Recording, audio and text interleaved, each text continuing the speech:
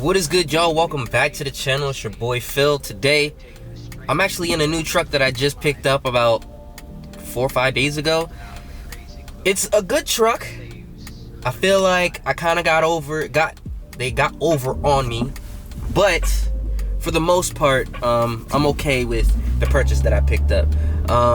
So right now I'm actually heading to Best Buy because I want to see if I could buy an amp kit for the M3, because I finally got all these little components in that I think I would need to make me be able to run a subwoofer in the M3. I do want to put a system in this car, which is a Acura MDX, so it's got 3 rows. The reason why I picked this up is just it's a lot easier to maneuver around in when you have space to put your parts in, you know?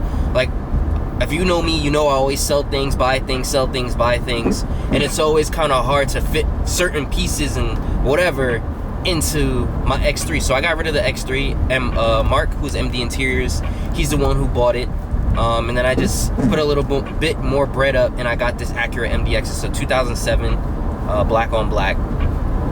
But anyway, yeah, so I got the car, and the first thing I did was like run the codes and all that stuff on this Acura. Everything panned out, seemed good. My scanner didn't pick up anything, it didn't show anything. Literally as I started driving the car, maybe like the next, because I went to go see it one day, then the next day I bought it. I went to go drive it home. You know, the drive was about a 45-minute drive with traffic and everything. And then as I got home, the check engine like kicked on. So I was like, okay, like what the hell? So then I scanned it, and it was saying something about the catalytic converter or maybe the O2 sensors. So I was like, you know, sometimes that happens if, like, you know, the person maybe just didn't clean the car properly, or like not clean the car, but like, you know, just cleaned out the exhaust system and like the manifolds and all that stuff. So I was like, you know what, let me buy this cleaner. I bought the cleaner from like AutoZone, put it in the gas tank, and the light hasn't popped on, and I've been driving the car for about 2-3 days now, and there hasn't been no check engine light. Now I don't know if it's gonna pop back up or not, but for the time being, there is no check engine light. I'm driving, I'm like, yo, this car is like shaking a lot, like shimmying a lot. So I was like, you know what, like, it didn't really shimmy too much when I bought the car, because I guess like where we were wasn't like really high like speed main roads, so like it was just normal, because like right now there's no shimmy.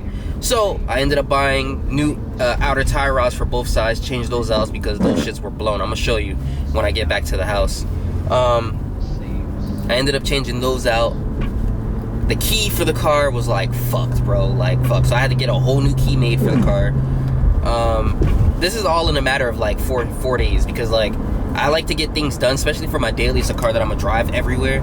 I want it to be perfect, so I got the key made and everything like that. I know I'm talking a lot, but I just gotta let you guys know about my week. So then I got the key made. That cost me a little bit, not too crazy. I had got one of those locksmith guys. I didn't go to Acura. He gave me a new key. He reprogrammed the key lock, so that way my other key could work with that key. So like I got a lot of stuff done. So now I still kind of got a little shimmy. It's not too crazy, but it's still a little shimmy. So I'm hoping it's just because after I did the tie rods, I just need an alignment, because like right now there's no shake. But I'm hoping that after I get the alignment, it should be good. If not, then it has to be something else, like maybe an axle. But like I checked the axle boots and I checked the axle itself, and it seems like it was fine. I had looked on the passenger side axle. It was like grease on the back of the motor. So I checked to see if there was a rip inside the actual boot of the axle, but there was no rip. And then like I kind of like squeezed it, moved it around a little bit to see if there was any like play in it, but I don't know. All right, so I ended up getting the amp kit. I mean, got the RCA jacks, the power wire. You know what I'm saying? I don't think it has any speaker wire in it, but I don't need any speaker wire because I already have one from the amp already. But yeah, nice little kit, simple. Gonna, you know, get a little bit of bass. I do want to put one in here too. You know what I'm saying? Nice black interior. So your boy's officially home. I ended up running to AutoZone, picking up 2 brake cleaners and a new axle for the MDX. As you guys know, I'm now an official YouTube mechanic. So I believe this axle is fucked.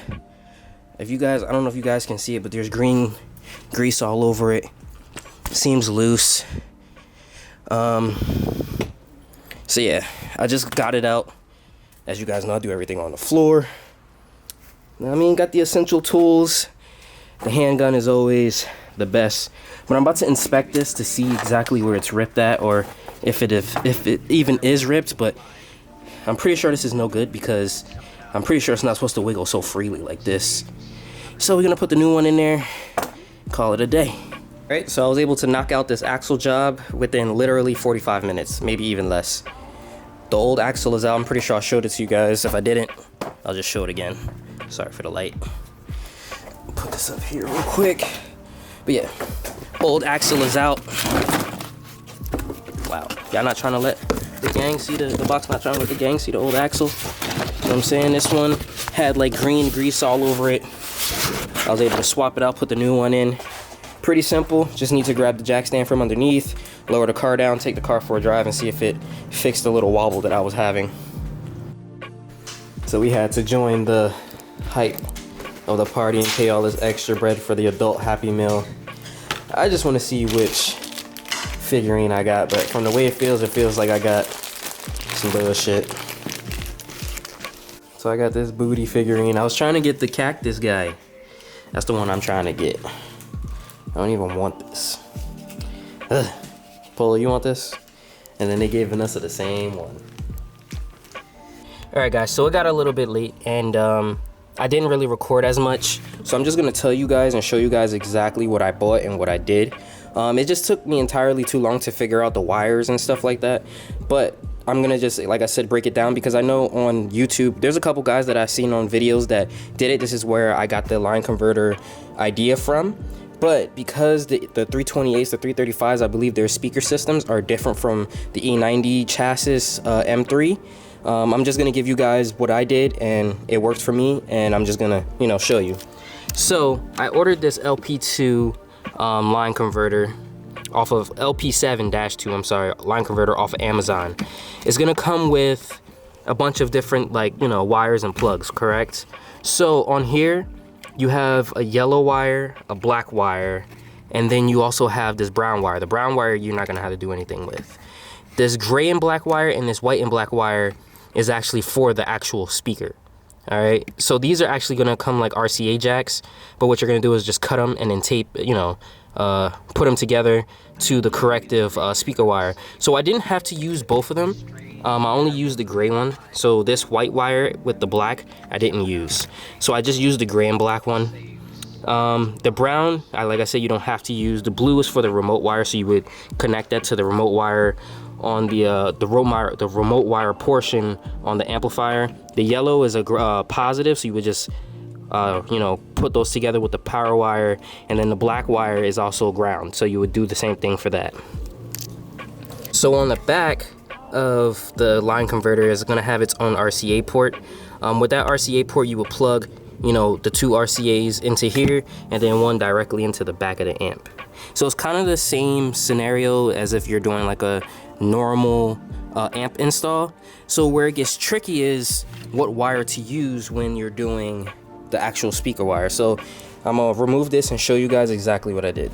Okay, so what I did was I tapped into the speaker wire, which is these wires that are like kind of coiled together. Originally, that's why you see a bunch of these little taps. Originally, I had tapped into like these little solid ones, which was like a brown and white and a blue and red, following the steps of like another video that I was watching, but I came to realize that those wires are not the same as mine. So like I said before, I had 4 wires in here at one point, but I'm only going to use the 2. So when I did it, all I did was tap into this coiled one that's right here. I don't know if you guys are gonna be able to see it or not. Let me try to make the lighting better. So if you guys can see, there's one that's coiled right there, which is like blue and brown. It's blue and brown. So I did the positive on blue and white and the negative on the blue and brown one. And like I said, they're coiled together on the back of this amp, on the stock amp. And what I did was I did like a little connector. You can get the connectors off of Amazon. Let me take down this brightness a little bit. You could get the connector off of Amazon, and you know, you'll be able to connect it easier that way instead of having to splice it. So like I said, I did the positive on the blue and white wire, which is they're both coiled together, as you can see. And then I did the negative on the brown and blue. and they're both kind of coiled together into one, but they go into their own separate pins. From there, I ran the wires underneath the tarp, well, underneath the cover, then into the bottom of the little pan down here, and then onto the other side to wire it to the gray wire and the gray and black wire. And then for the ground, you know, because of the battery being in the back, really don't feel like pulling this back out, but I am. I'll just do it for the video. Being that the ground and the battery is all in the back, it makes life a lot easier. So I grounded the wire to back here, and then I did the positive to back here on the back of the battery. I was told not to do this one, so I did it back here. So I thought it was going to take me too much time to do this, because after doing the axle on the MDX, I was like, you know, I still got a little bit of daylight. Let me try to knock out this subwoofer, but I don't know. You know, it kind of took me for a little bit of a loop. But it wasn't terrible. Something you could easily do. Like I say, you just get the line converter off of Amazon, and then, you know, just run the wires. If any questions, you always guys could just ask me. DM me on Instagram, whichever. It's PhilS2K. And yeah, so remember, like I said, in the back here, there's a brown and blue wire, and then there's a brown and blue wire, and there's a blue and white wire. The blue and white wire is positive, the brown and blue wire is the negative. I tapped into those two, ran it underneath, ran it to the gray and black wire and gray wire on the actual converter itself, and I left the white wire, which is this one, by itself. I didn't need it. I don't know if I showed you guys, but I put some LEDs in here, you know, brighten up the interior a little bit. So now we should have a nice system. And then I also checked to make sure that the you know, amplifier and the you know, all that stuff turns off when the car is off. So we should be good. Woo! Alright, that's it. So yeah, that's pretty much it, man. So today I actually got a lot of stuff accomplished. Oh, let me roll my window back up. I'm tweaking. So today I actually got a lot of stuff accomplished. Did the axle on the MDX. I was able to install my subwoofer on the yo, I want to be able to turn that damn chime off. I was able to install the sub into the M3. I mean, everything's good. Like I said, everything shuts off when the car is off.